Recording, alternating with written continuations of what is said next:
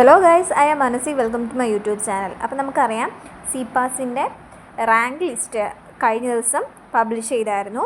അന്ന് വന്നിരുന്നത് ജനറൽ ആയിട്ട് ഒരു റാങ്ക് ലിസ്റ്റാണ്, അതായത് കാറ്റഗറി ആയിട്ടൊരു റാങ്ക് ലിസ്റ്റ്, അതായത് നിങ്ങളുടെ റിസർവേഷൻ ബേസ് ചെയ്തിട്ടൊരു റാങ്ക് ലിസ്റ്റ് ഒന്നും അന്ന് പബ്ലിഷ് ചെയ്തിരുന്നില്ല. അപ്പോൾ ഇന്ന് കാറ്റഗറി റാങ്ക് ലിസ്റ്റ് എല്ലാം പബ്ലിഷ് ചെയ്തിട്ടുണ്ട്. സിപാസിൻ്റെ ഒഫീഷ്യൽ വെബ്സൈറ്റിൽ നിങ്ങൾ നിങ്ങളുടെ പ്രൊഫൈൽ ലോഗിൻ ചെയ്ത് നോക്കുകയാണെന്നുണ്ടെങ്കിൽ നിങ്ങൾക്ക് നിങ്ങളുടെ റാങ്ക് കാണാൻ സാധിക്കുന്നതായിരിക്കും. പിന്നെ സിപാസിൻ്റെ റാങ്ക് ലിസ്റ്റിൽ നമ്മൾ ലോഗിൻ ചെയ്ത് നോക്കുമ്പോൾ അവിടെ പറയുന്ന ഒരു കാര്യമാണ്, അതായത് നിങ്ങൾക്ക് ഇനി കൗൺസിലിംഗ് മെമ്മോയാണ് അടുത്ത സ്റ്റെപ്പ്. ഇപ്പോൾ ഫൈനൽ റാങ്ക് ലിസ്റ്റും കാറ്റഗറി റാങ്ക് ലിസ്റ്റ് എല്ലാം വന്നിട്ടുണ്ട്. ഇനി നിങ്ങൾക്ക് കൗൺസിലിംഗ് മെമ്മോയാണ് നെക്സ്റ്റ് സ്റ്റെപ്പ്. സോ അത് മെയിലിലായിരിക്കും വരുന്നത്.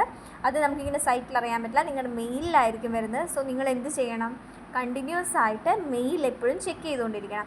ഇപ്പോൾ BSc നഴ്സിങ്ങിന് അപേക്ഷിച്ച ഒരു കുട്ടിയാണെങ്കിലും ആ കുട്ടിക്ക് BPharmന്, അതുപോലെ തന്നെ BSc മൈക്രോബയോളജി, BPT തുടങ്ങിയ എല്ലാ കോഴ്സുകൾക്കും തന്നെ കൗൺസിലിംഗ് മെമ്മോ വരുന്നതാണ്.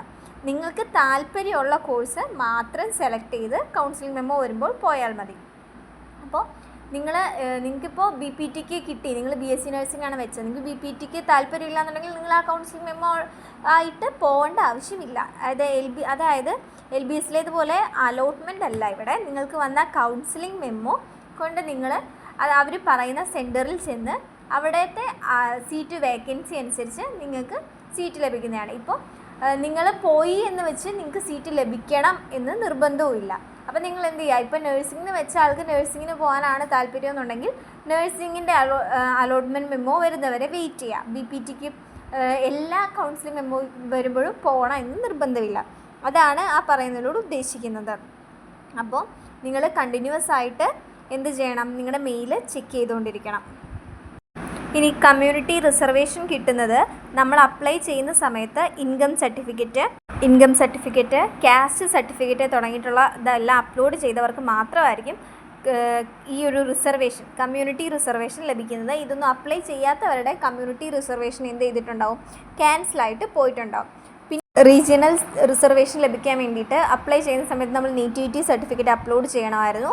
അത് അപ്ലോഡ് ചെയ്തവർക്ക് മാത്രമായിരിക്കും ഈ റീജിയണൽ റിസർവേഷൻ ലഭിക്കുന്നുണ്ടാവുക. പിന്നെ കൗൺസിലിംഗ് മെമ്മോ വന്നോന്ന് ഇപ്പോൾ തന്നെ എല്ലാവരും നോക്കുക. കുറേ പേർക്ക് ഇപ്പോൾ തന്നെ ചിലപ്പോൾ വന്ന് കാണും. ഇനി വരാത്തവരാണെങ്കിലും വിഷമിക്കുകയോ ടെൻഷൻ അടിക്കുകയോ ചെയ്യേണ്ട ആവശ്യമില്ല. ചിലപ്പോൾ കുറച്ച് ദിവസം കഴിഞ്ഞിട്ടായിരിക്കും വരുന്നത്. അപ്പോൾ നിങ്ങൾ കണ്ടിന്യൂസ്ലി നിങ്ങളുടെ മെയിൽ ചെക്ക് ചെയ്തുകൊണ്ടിരിക്കുക. എന്നിട്ട് നിങ്ങളുടെ കൗൺസിലിംഗ് മെമ്മോ നിങ്ങൾക്ക് വരുമ്പോൾ അത് പ്രിൻ്റ് എടുക്കണം. അതിലെന്നാണ് ചെല്ലേണ്ടത്, എപ്പോഴാണ് ചെല്ലേണ്ടത്, ഏതാണ് സെൻറ്റർ, ഇത്രയും കാര്യങ്ങളുണ്ടാവും. പിന്നെ നിങ്ങളുടെ ഡീറ്റെയിൽസും ഉണ്ടാവും. അപ്പോൾ ആ സമയത്ത് തന്നെ കൃത്യമായിട്ട് ആ പറയുന്ന സെൻറ്ററിൽ എത്താൻ ശ്രദ്ധിക്കുക. ഒരു കാര്യം ഓർക്കുക, നിങ്ങൾ കൗൺസിലിങ്ങിന് പോയി എന്ന് വെച്ച് നിങ്ങൾക്ക് സീറ്റ് കിട്ടണമെന്ന് നിർബന്ധമില്ല. അവിടെ വരുന്ന കുട്ടികളുടെ റാങ്കിൻ്റെ എല്ലാം ബേസിലായിരിക്കും നിങ്ങൾക്ക് ഒരു കോളേജിൽ അഡ്മിഷൻ കിട്ടുന്നത്.